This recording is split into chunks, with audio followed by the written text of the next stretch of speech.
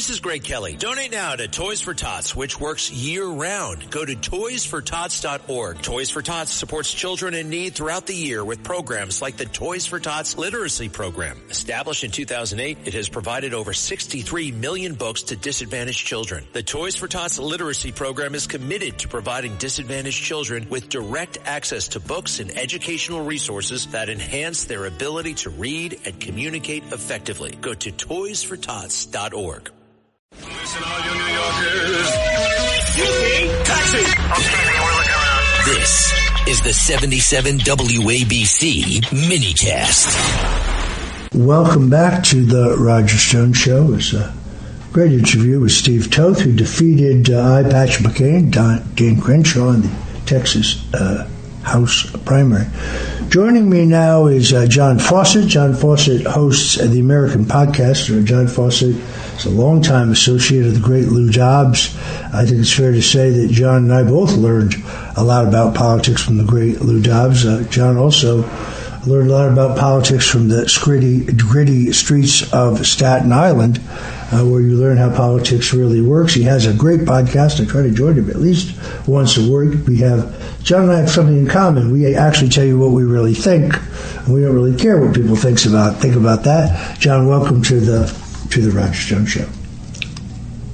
Honored to be with you today on your show. As you said, you're with me every week, and it's a delight and honor to have you there from one of the most brilliant political minds to ever walk this earth.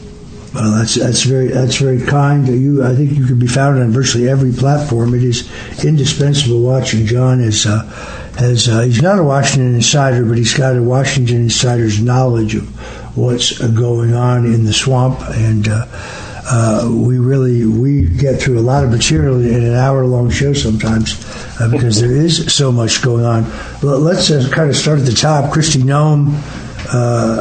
Clearly a face-saving appointment, envoy to an organization that was formed yesterday, now talking openly about the possibility of trying to challenge Senator Rounds in South Dakota, which would be a way to rehabilitate her career. But I still think she will be weighed down by the epic corruption and boorish behavior of Corey Lewandowski, and I suspect there will be investigations about his manipulation of contracts and other ethical problems at DHS.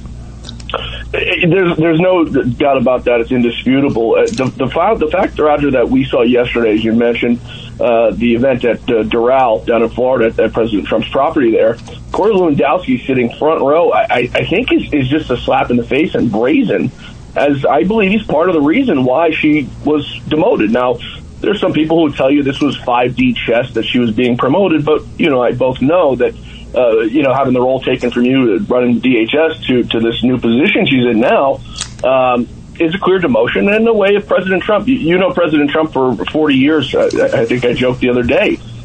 You know better than anyone how kind this man is, how kind he is, and the things he does for people who aren't always loyal to him and don't always have his best interests. So this was a gift from President Trump to help her save face.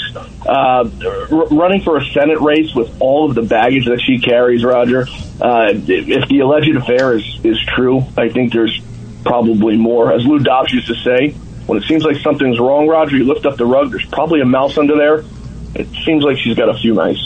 Well, I mean, look, there's no question in this case where Corey attended a Republican dinner in Las Vegas, got drunk, followed this woman Odom to her door, pounding on the door, bragging about his sexual prowess. She complained to her husband. Her husband called the cops. The matter was ultimately dropped, but he was fired from his job at MAGA. There's no question that it is a demotion, but the larger question here is this $220 million media contract, which, by the way, I believe is actually one of two. So there's $220 million media contract to buy television ads, both internationally and in the United States, urging people to self-deport, but they star Kristi Noem in a cowboy hat riding a horse at Mount Rushmore. This is Corey's idea of image building. I heard the president, when she testified, the president had approved this program. I'm told the president had no memory of that, was very, very displeased. And of course, if you trace it back, this no-bid contract, which was given on a no-bid basis as discretionary spending, as an emergency act, ends up in the hands of a company that was formed the day before they received the funds, but then immediately transfers the $143 million to a company owned by a current or former partner, Corey Lewandowski's in Louisiana, with the rest of the money going to the political consulting firm that worked on Kristi Noem's 2 campaigns for governor. The optics of this are horrific. Senator John Kennedy ripped it in Senate hearings. It's thievery, is what it is, and we don't need to be building the name ID of Kristi Noem. She stars in all of these commercials. Now, yes, she is smart to say how great the president is, but this plus the Ice Barbie routine of her showing up in all these costumes at various emergency sites and arrests, I think looks really foolish. Yeah. President Trump not remembering, President Trump, like I said, I'll reiterate, 40 years.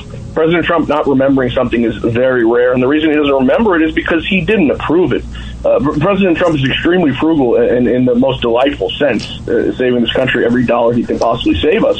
Well, and John, $300 million in a jet fleet, including the master jet with the master bedroom, so they can join the Mile High Club? Well, Roger, the most troubling, I think, part about this entire thing was I think about $150 million of that contract was flowed into a company, the Shell company, that was just 8 days old. Now, you've been in business for a long time, Roger. An 8-day-old company getting a $143 million contract. I'd love to go to school where they went to school. It's very similar to that media company that got $220 the day after they were incorporated. This is all going to be investigated, and it is. I think all roads lead back to Corey Lewandowski, who's not a political strategist. He's a lout. He's a bully and a lout. Who knows? They say he's the indestructible cockroach. We shall see. But he's got a lot of attorney's fees and investigations coming. Let us turn, if we may, to Steve Bannon. Steve has had a rough couple of weeks. Steve Bannon helms the war room at Real America's Voice, holds himself out to be a Trump loyalist, the last Trump loyalist. But then these emails emerge showing him denigrating Trump, calling Trump stupid, seeking to undermine Trump, suggesting Trump should be removed under the 25th Amendment. That's bad enough. But he also very clearly can be seen coaching Epstein on how to make his comeback, how to rehabilitate his public image after being convicted of sex crimes. And being seen with all of these famous pedophiles, Woody Allen, for example. My reading here of the email released by the DOJ is that Jeffrey Epstein personally booked a flight for Steve Bannon to the U.S. Virgin Islands, and from there, the email says Steve is staying with me. So becoming pretty clear to me that he did indeed visit the island.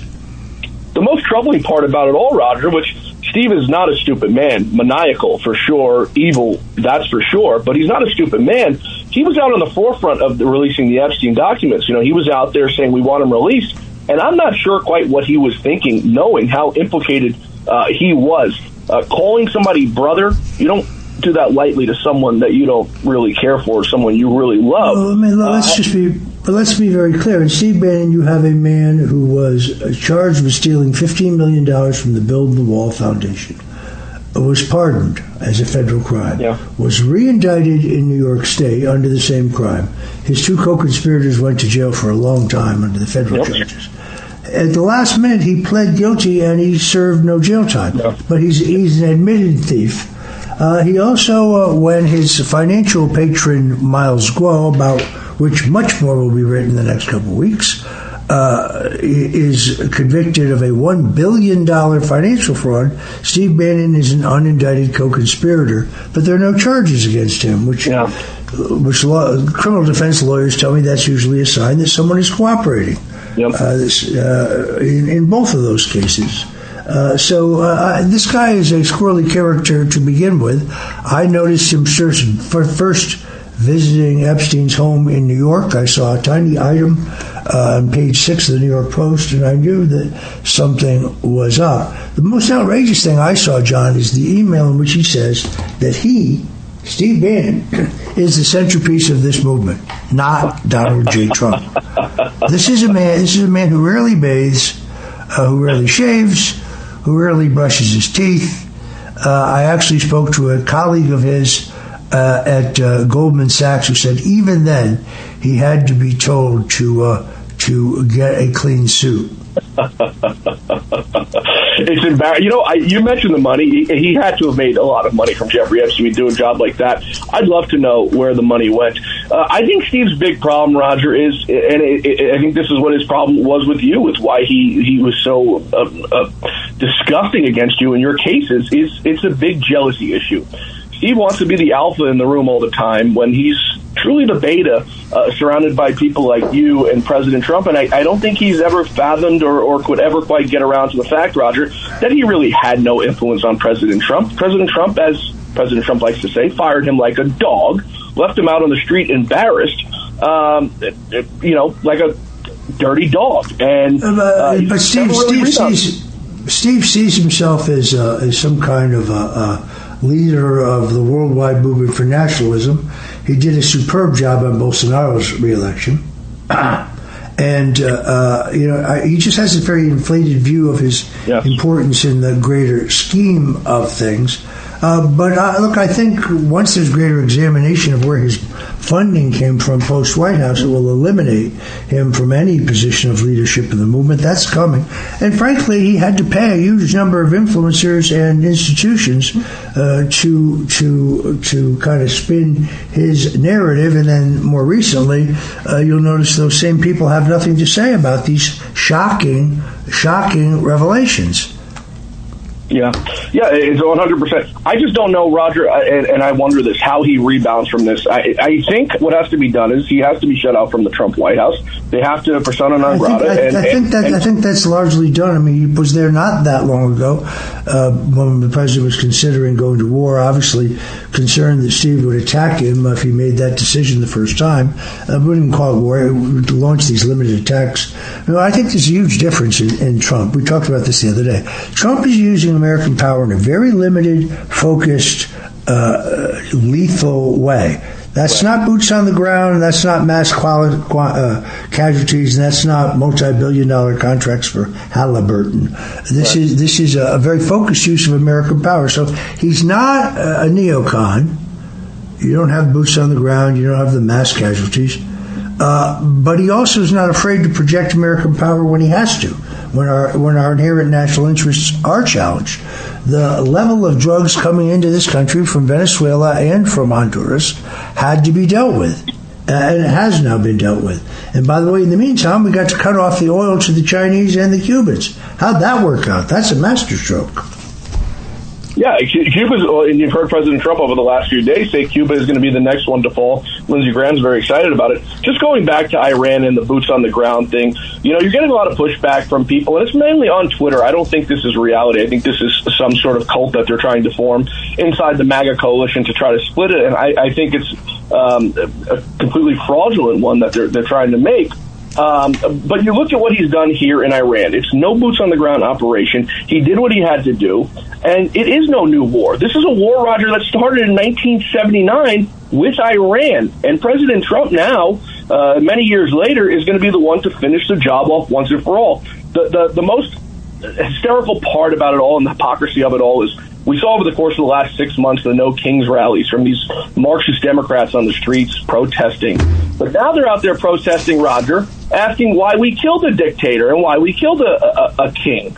And the whole thing of it is just so ass backwards. And you see these polls now coming out, fake polls, President Trump down, down, down. They're talking now about gas prices, Roger. They're talking now, Chuck Schumer yesterday, the strategic petroleum reserve, the strategic reserve. What he's not talking about is when President Trump left office, it had about 640 million barrels of oil. When President Trump came back into office, it had about 395 million barrels of oil in it because Joe Biden drained the thing dry.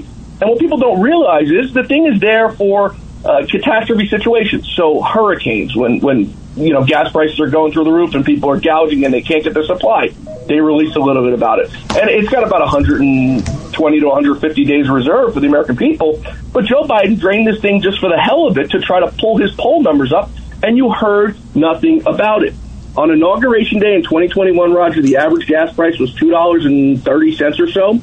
At the peak of Biden's presidency, it was about $5. And when he left his last day in office, it was back down to $3. And it was because he drained our strategic reserve, and nobody said a damn thing about it, including Chuck Schumer.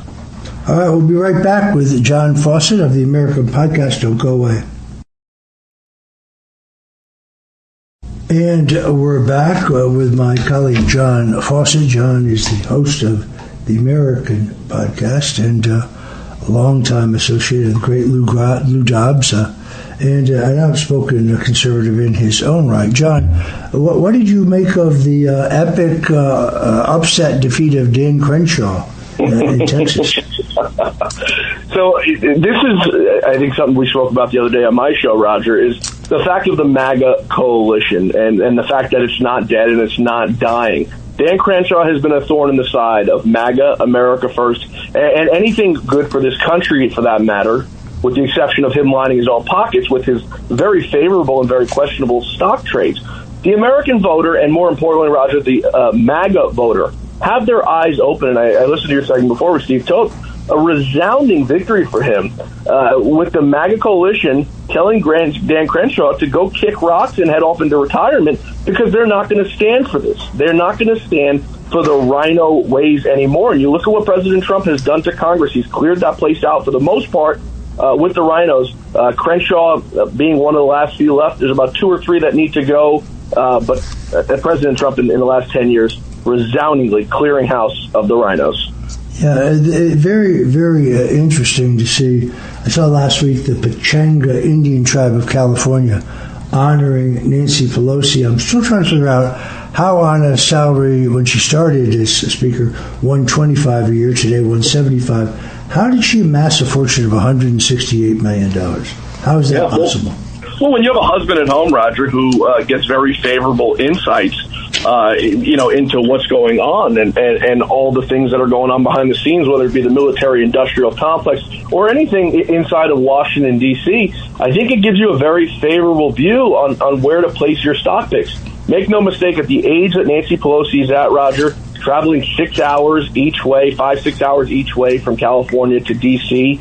each and every week, so 12 hours, 13 hours, 14 hours, maybe a week, for a measly $174,000 when her husband's got tens of millions, if not hundreds of millions of dollars. It should be a real eye-opener to the American people, but she's grandfathered in, Roger, into this group of people, this tribe of people, no pun intended, where they have absolute immunity. It's interesting. Then you look at Mitch McConnell, who starts out as a dirt poor country judge. Yep.